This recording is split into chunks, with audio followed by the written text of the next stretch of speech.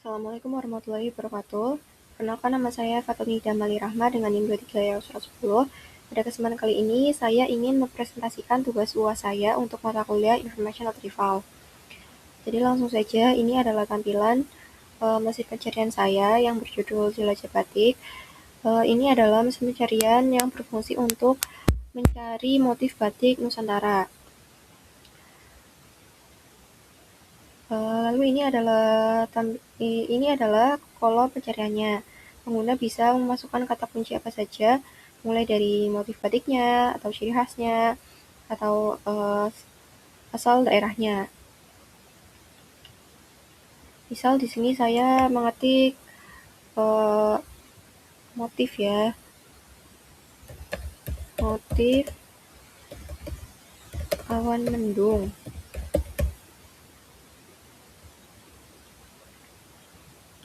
Sistem langsung memprosesnya dan menampilkan hasil yang diurutkan berdasarkan tingkat relevansinya. Lalu setiap hasil dilengkapi skor relevansi beserta labelnya, seperti relevan atau tidak relevan, atau sedikit relevan. Nilai ini dihitung otomatis berdasarkan seberapa mirip kata kunci tadi dengan isi deskripsi masing-masing motif. Di sini juga ada waktu indikator pemrosesan yang menunjukkan bahwa berapa lama sistem membutuhkan waktu untuk menghitung dan mengurutkan seluruh dokumen. Ini untuk memperlihatkan bahwa proses pencariannya berjalan cukup efisien. Selain pencarian bebas, ada juga fitur pencarian berdasarkan provinsi. Kalau saya pilih misalkan Jawa Tengah, sistem akan menampilkan motif-motif batik yang berasal dari provinsi Jawa Tengah. Misalkan saya pilih batik Sidoluhur, terus saya lihat fotonya, akan muncul galeri foto tentang batik tersebut.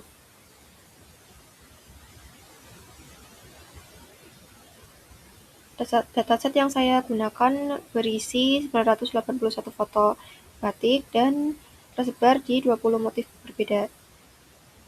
Jadi setiap motif punya koleksi fotonya sendiri. Lalu ketika saya klik, akan muncul lightbox yang memperbesar tampilan supaya tampilan motifnya bisa dilihat lebih jelas.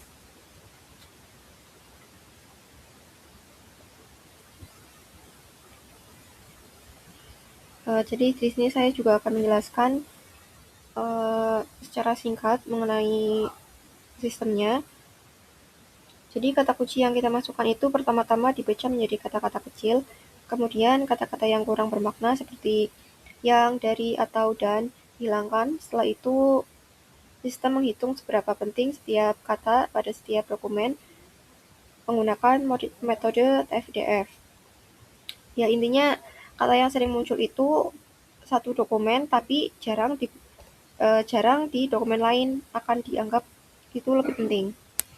Dari situ kata kunci dan setiap dokumen diubah menjadi representasi angka atau vektor, lalu dibandingkan menggunakan Cauchy similarity, yaitu mengukur seberapa mirip arah kedua vektor tersebut. Semakin mirip semakin tinggi skornya, dan itulah yang menentukan urutan hasil pencarian yang tadi saya tunjukkan. Lalu sekarang saya akan menunjukkan sedikit kodenya. Ini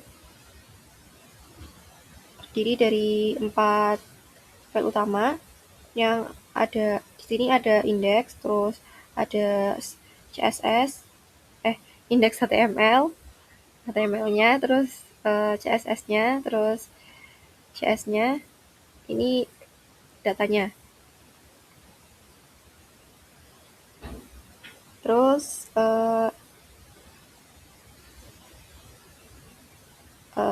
di sini di data CS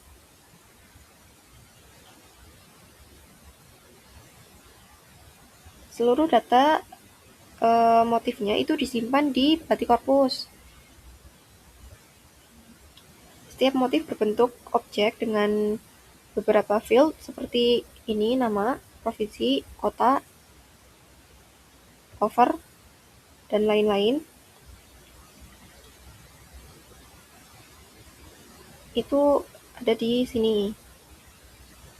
Lalu array inilah yang menjadi korpus atau kumpulan dokumen yang nantinya diindeks oleh mesin pencarian. Terus di Script.js, di bagian awal ini ada stop words.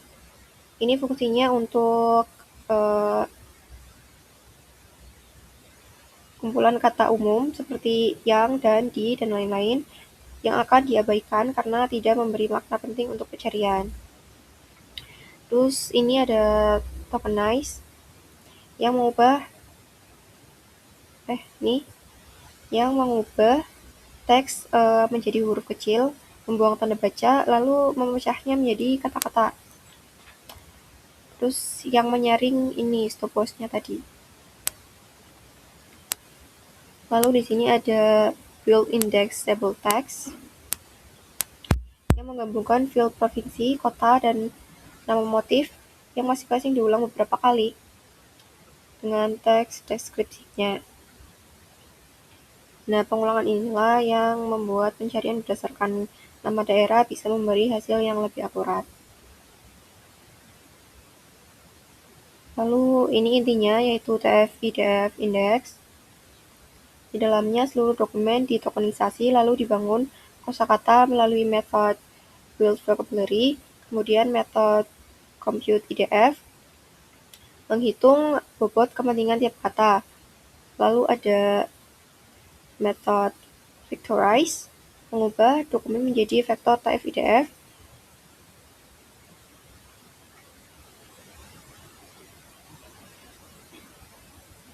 Ya, ini. Maaf, lupa scroll. Terus yang normalize itu untuk menormalisasi vektor tersebut supaya perbandingannya adil. Lalu di sini ada metode Gaussian similarity, itu untuk menghitung kemiripan antara dua vektor yang sudah dinormalisasi, dan ada metode search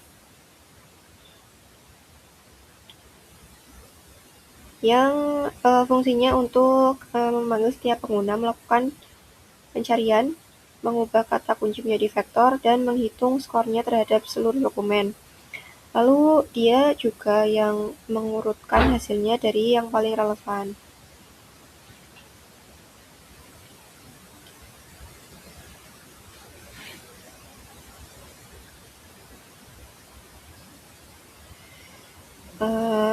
Saya pikir cukup dari presentasi saya kali ini.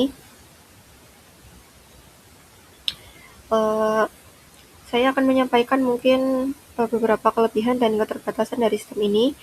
Dari segi kelebihan, sistem ini ringan dan responsif karena perhitungannya dilakukan langsung di sisi browser tanpa perlu server atau database. Tapi punya banyak keterbatasan karena dataset yang saya gunakan masih terbatas sehingga motif di luar itu belum bisa dikenali sistem. Selain itu juga karena berbasis TF-IDF yang mengandalkan kemiripan kata secara literal, sistem ini belum bisa menangani sinonim atau makna kontekstual secara mendalam. Jadi kalau pengguna menggunakan istilah yang berbeda tapi maksudnya sama, hasilnya bisa saja kurang akurat. Ini menjadi salah satu peluang pengembangan ke depan. Sekian dari saya, kurang lebihnya saya mohon maaf. Wassalamualaikum warahmatullahi wabarakatuh.